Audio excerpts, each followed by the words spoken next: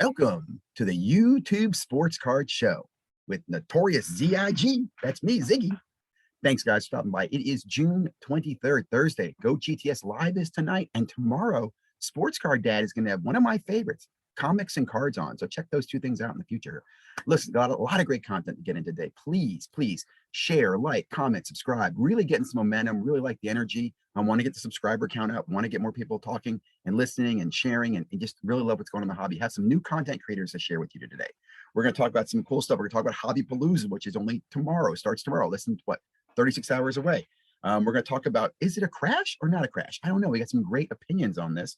And we're going to look at, did the data tools lead to PSA's popularity and rise?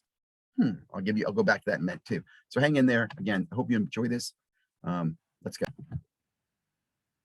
Let's start off the show with a few really good collector focused videos. I'm gonna start here with the Mangini show, Mangini collection, John Mangini. Let me just say this. I'm a huge fan of his channel. Really enjoy his story. This was one of the best stories. I listened to a lot of YouTube yesterday.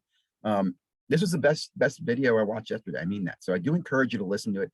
It's just his story about his childhood and how he got in sports cards and the detail and what he tells you about. It was nostalgic to me. I can remember stuff like this, like playing with your friends. He talks about taking corn and throwing corn at people's houses to make noise as a teenage kid, which he says wasn't right, but it was kind of a passage back in Western Pennsylvania. It's just a great story, guys. Check it out. I'm John, love it, man, huge fan. Next up, two other great, OGs in the sports card content creating world, Mike and Mike O. Mike, baseball card collector, Mike O. Great conversation here about team collecting. My quick takeaway on this is that Mike talks about how he team collects the Philadelphia Phillies and going through the binders, which I think is absolutely amazing, is you can go through the binders and see kind of a changing of time, right? Because you get to watch jerseys change, beards change, haircuts change, people change. Imagine that. 70 years of history just watching a team age and progress. To be honest, Mike, I think that'd be great if you could put it in some type of collage video that you could share with us. I would love to see something like that. And I think it's awesome just to hear other team collectors out there do stuff like that. And it kind of inspired me to want to do something like that. It's a big project, but I did love it. Next up, another great video. This is from Cards and Comics. Like I said, he's going to be on Dustin's channel tomorrow night. I cannot stress to you how much you guys should subscribe. If you're going to subscribe to one channel a day, do Cards and Comics. In fact, you can unsubscribe to my channel if you subscribe to this channel, because you'll learn more there than you will from me. Great comments. My quick takeaways. He talks about content creation and what's going on YouTube channels. Two takeaways. Number one, he talks about Ken Golden again, which just disgusts me how no one seems to want to, like, I don't know, peel that onion back and talk about it. Ken Golden and Kobe Bryant were in lawsuits before because Ken Golden was stealing Kobe Bryant's autographs. How do all you Kobe Bryant collectors out there feel about that? Think about that. Like, if Kobe was alive today, he would be sick with the fact that Golden is doing what he's doing. I want you to know that, okay? Think about that. But none of you do your research. You're all out there for a dollar. Andrew and Cage. I'm talking specifically to you on this, guys, because you guys don't seem to pay any attention to the grifters in the hobby. Okay, get off your soapbox. Cards and Comics. Another great point he makes in this video. He talks about putting content together. He shows you a history of some of the channels and some of the best channels. He talks about Neo's channel and how popular it is, and he has lots of good views, thousands of views, only 4 months ago. He talks about Jeff's channel. He talks about his channel, how happy he is to get 100 views. He currently has 61 views on this channel. I hope he gets over 1,000 on this channel. I really mean that, because it's great content. But his takeaway is, he doesn't care how many views he gets. He puts his content together because he loves it. And I cannot explain how much I relate to that. I do this, guys, because I love it. I enjoy it. This is a hobby to me. Putting together this content is a hobby. It really is. It's become a new hobby to me. I'm not doing it for the sponsors. I'm definitely not doing it to make everybody happy.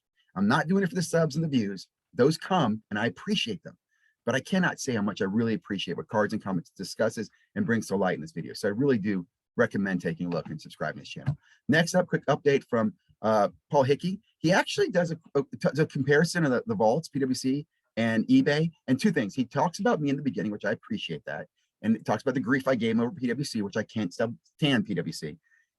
He explains how he's overseas and he has no options. So that's why he uses PWC. I'm not going to say that's okay, but I understand. Okay. Anyway, I like the video. I like the comparison. I think here's the thing to take away. And I heard other people talk about this. Well, why is eBay behind on the live capability? Whatnot area has it? Whatnot's ahead of them? Why are they behind on the vault? PWC is ahead of them.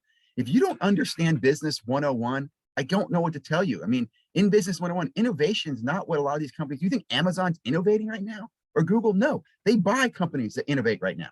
You see what I'm saying? So other companies can do the innovation and they get acquired. eBay looks at what Whatnot does and says, no intellectual property. I can do live streaming auctions. I'll do the same thing. And they look at PwC and go, shill bidders run by a bunch of grifting people who are bad in the hobby. So yeah, I can set up a vault too. It's not rocket science, guys. This is just the progression. eBay will be a player because you know why? eBay's not a sports card company. It's just a portion of their business, like selling cars and Beanie Babies and Funko Pops. Anyway, next video, really good video here from Sports Card Radio, bringing attention to the weird way people handle cards. Let me just simply say this. This is not a shock to me. I was talking about this to somebody who knows nothing about cards. Cards are altered, trimmed, modified, waxed. It seems to be acceptable for two reasons. Number one, there's enough money to justify doing it. And number two, the graders don't know how to stop it. Some of them will. Most of the time they don't, okay? That's why these guys are in business. Why do you think they're waxing cards and trimming it? It's not because they did it once and to see if it worked. It works. They're doing it again. I think it just brings to light again why this is never going to be something that's considered serious for investors, because you have too many of these shady characters in this hobby. Just going to say it as it is. Again, I know lots of people. I've spoken to people who have money. None of them have any interest at all in getting in sports cards. You know what they say to me? Can I buy a sports card business? See what I'm saying? They don't want the cards. No one wants the cards. The collectors want the cards. The flippers who want to make you think they want the cards. But most people don't want the cards. Only a few people, there's a fraction of people who actually want the cards at the end. Most people want the money or the prestige associated with it. Okay, I'm going too long on that video. Next one. This is really interesting. AIH brings up, he talks about data tools. Look, I'm not going to agree with his comment here. I think that the important thing is, yeah, data can be manipulated. I've said this before.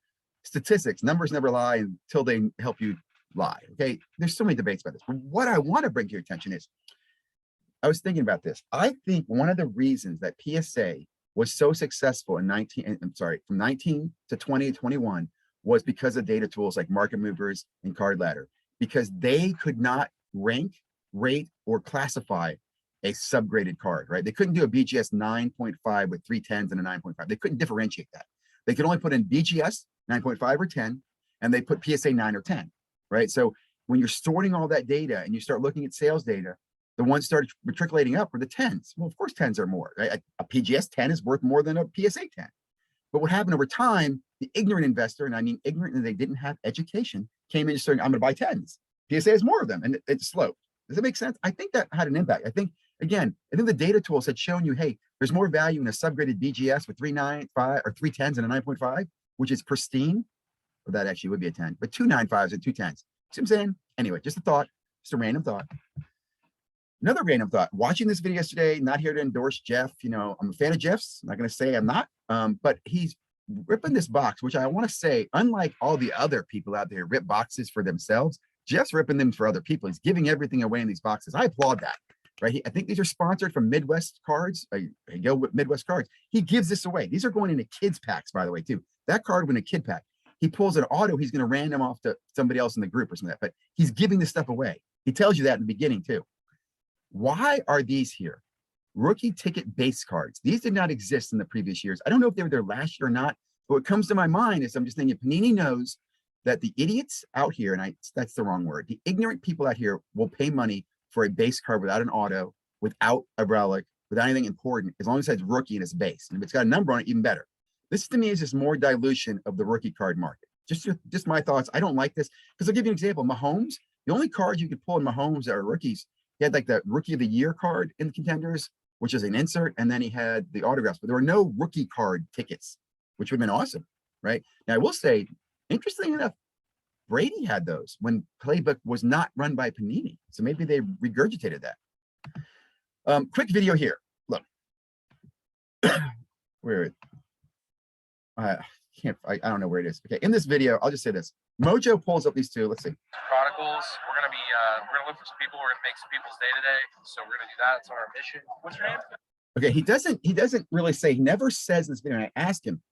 He says several times, "Thank you, Panini." He shows a box and say, "We're gonna make some people happy today." He never says to them in the beginning. And watch this. Is it Drew? I'm Jay. He's a fan of the page. You won your game today. So how about we open? Shout out to Panini. We're gonna open some in case football. We're opening case. So here's what it says right there. Shout out to Panini. We're gonna open up some in case. Let me just say this. What seems shady to me, Jay, is why didn't you say to this kid, I'm giving you this box. We're gonna open it live on camera. Why don't you tell him that? You don't give him the cards until the end after he rips it all. And then you say, oh, and these are all for you. And he goes, really? Really? These are, which is very nice. But what makes me think in my head is if he had pulled a better card because there's trash in the box, would you have given it to him? I don't know the answer to that. I think just to be clear, Jay, if you're sponsored by Panini and they gave you boxes, you should make that clear and say, hey, I want to thank my sponsor today, Panini, who gave me some boxes to give away, and I'm going to give them away today. Hey, little kid, hey, I'm going to give you this box. Let's open it. You weren't clear on that. And that just seemed kind of, I don't know, I'm just nitpicking, but I'm sure I'm not the only one. Again, I applaud what you did. That's great. Self-promotion, make yourself look good. I'm all about it. Okay, another video from a new content creator today. This is Entropy Doctor. Been around for a while, a lot of views in this video. I really like this video for a small subscriber channel, and I do recommend checking him out. He goes to Burbank and cashes out all his slabs. What I had for you here is a picture of what he got paid for these slabs. So Jackson Hayes 10, green, $15, $23 for LaMelo Ball Prism 9. Dang, $29 for a 9. Ouch, man. But they're buying them. It just made me think, like, first of all, it's interesting. He goes through why he's doing it. He tells you the end why he does it. He's been doing cards for a while. I think you're going to see more and more of this. This to me is one of those canaries in the cave that tells you, hey, the sports card market's not healthy because people are dumping them. What you're going to see is as soon as sports cards stores stop taking this stuff, when they have too much inventory, they're not moving it. That's the next dead canary. Okay, that will happen too. Real quickly, another, I think I subscribed to this, but they just started putting out content, PSA card. Listen to this the other day. It wasn't very interesting. What was interesting to me is they talk about these two guys. They talk about, you know, they were in the PSA offices, opening packs, ripping wax, and having fun. And I just made to myself, I was shocked by that. I mean, it's not surprising, but like if they're in the office and you open a hobby box and you pull a really good card, do you send it to BGS? Probably not, right? Do you run it down the hall and have your friend at PSA grade it? And do you get a 10 often? That just, I don't know. It was a moment that they go, thought it was interesting they were bragging about that too. Not a PSA fan, as you know. Whew, more videos. Okay, next one. Big fan of Bobbles. Bobbles, love what you do, man. Big fan. Also like JD, love JD's cards. Interesting, when I learned this is JD came back to sports cards when Kobe Bryant died. He's a perfect example of those people who pulled back the cards during the COVID. Gives great stories. Look, what I'm going to talk about this video, this is a long video, and Bobbles does a good job putting some data together. What I want to say is, first of all, we need to stop using market terms when we refer to the sports card market. Like stock markets and sports card market are two different things. As an example, the term crash. If you look up a Wikipedia term crash, I think crash is a 20% drop in the market in a certain period of time is considered a crash. A correction is 10%, or I forget the term. But there's actual specific requirements for what's a correction and what's a crash and what's a dip, but all this stuff. My point is, that's not applicable to the sports card market, because in this video, what Bobbles is going to argue is has a sports card market crash? And he goes on to show you, he does several examples, 8 cards, where here's 2019 December, here's the rise, here are the peaks, and then here's where we are today. And his argument is there's no crash, because if I bought here and I'm here, I made money. Like he actually ends this video by saying, if you had $4,000 in 2019 and you invested it, you'd have $15,000 or $17,000 now if you bought these cards. So the market didn't crash. That is poor logic, sir. The reason that I say that, and I mean this in the most respect, is with that logic, we would say that the crash of 1929 never happened. Because if you invested $1 in 1928, it would be worth more money today. That is wrong. I think your point again is that if you were a long-term sports card fan and you're buying in 2019 and you still have those cards today, you're going to be worth more money. My argument again to that is that there's very few people who rationally sat there during the hype who did not sell cards or did not buy cards because of the hype that was going on. Very few people, I think, said there, kept their blinders on, and were just doing what they're doing 2019 through 2020 and 2021. Does that make sense? Right? So there was a crash, okay? There's a crash in behavior, a crash in awareness, there's a crash in prices, there's a crash in confidence. These aren't bad things, these are opportunities, these are changes. This is healthy in my opinion. This will make the hobby a better place. I'll also end on this comment too. I heard people talking about how do we get more people in the hobby? Why do you want more people in the hobby? I don't. I want there to be a good amount of people, a strong community of educated collectors and dealers and investors or whatever, but educated, caring about the hobby to make it better. I don't want more people in it. Why do you want more?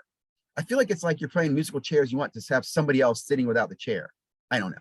Again, great video, Bobbles. I listened to the whole thing, man. Listen to all of it. Next video. This is from Sunday League Investors. And he's got my favorite guy, one of my favorite guys, the curator up here. And what's great is listening to you guys talk about how the show sucked.